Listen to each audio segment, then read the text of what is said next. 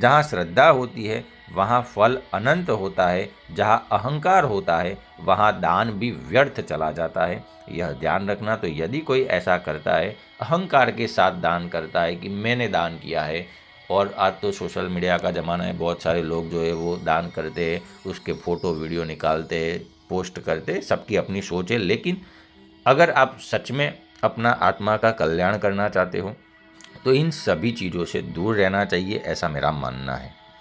गरुड़ पुराण एक अद्भुत रहस्य बताता है कि भूमि पर बनाए गए पवित्र मंडल में स्वयं ब्रह्मा जी, विष्णु भगवान, रुद्र, लक्ष्मी जी और अग्निदेव विराजमान हो जाते हैं। इसलिए किसी भी मनुष्य को अंतिम समय में मंडल अवश्य बनाना चाहिए। जो व्यक्ति मंडल विहीन भूमि पर प्राण त्याग करता है उसे तुरंत अन्य योनि नहीं मिलती। उसकी जीवात्मा वायु के साथ भटकती रहती है। मंडल आत्मा को मार्ग दिखाता है, प्रकाश देता है। वह मंडल कैसे बनाया जाता है उसके लिए हमने आगे वीडियो पोस्ट किया है, तो वो देख लेना। सबसे पहले छोटा सा हम यहाँ पर बता देता हूँ। गाय के गोबर से लिपना चाहिए, उसके ऊपर तल, कुश और जल, गंगा जल छिड़कना चाहिए। यह मंडल बनाने की विधि है। तिल और कुश यह दो सामान्य से दिखने वाले तत्व है, लेकिन इनके भीतर अद्भुत दिव्य शक्ति है।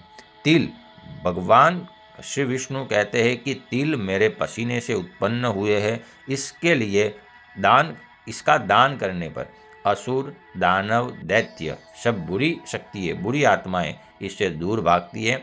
इतनी शक्ति है कि एक तिल का दाना स्वर्ण के 32 शेर के बराबर है। समझना कितनी बड़ी बात जो है वो भगवान स्वयं कहते हैं।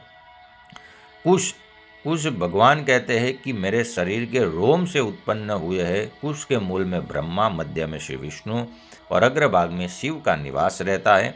इसके लिए देवताओं की तृप्ति कुश से होती है और पितरों की तृप्ति जो है वो तिल से होती है।